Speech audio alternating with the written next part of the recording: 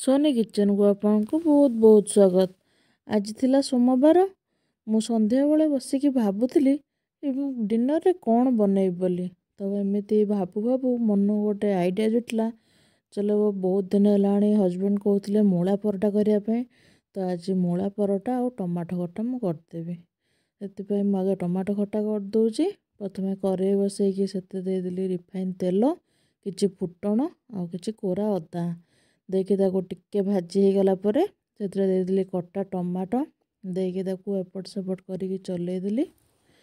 तापर से देदेली स्वाद अनुसार लुण हलदी लंका गुंड सबू देकी भलसे चलैदेली।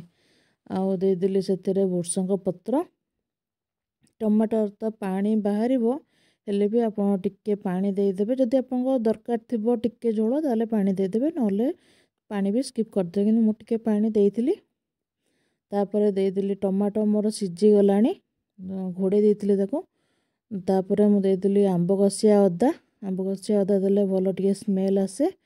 मोर एठी टमाटो पूरा सीझी गला शेष देदेली गुड़। आप गुड़ जगह चीनी भी दे पारिबे। तो मु चीनी स्किप कली मुझे गुड़ प्रिफर कर गुड़ देदेली। तापर मोर एठी टमाटो खटा रेडी हो गला। मुझे पानी देती आम खाइला बेलू टे ठीक बसीज बलिया होपर मुझे करुचे मूला परोटा अटा चकटी दूसरी। मु आगे मूला कर देती मूला करू करू मो हाथ कटिगला। तो से हजबैंड एटी मत हेल्प करुँच। मुझे नहीं गली आगे अटा से देदेली स्वाद अनुसार लुण आ चिली फ्लेक्स जीरा जुआणी हलदी देके ताको भलसे मिक्स करदेले।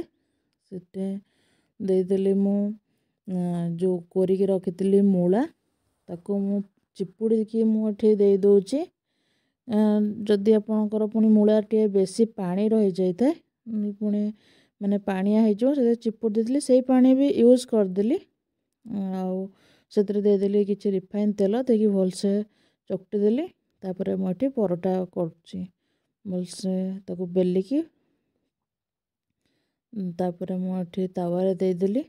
तापर रिफाइन तेल देकी एपट सेपट करके भलसे टिके गोल्डन ब्राउन होगा पर्यंत ताको परोटा जमती करती एमती मु करदूची।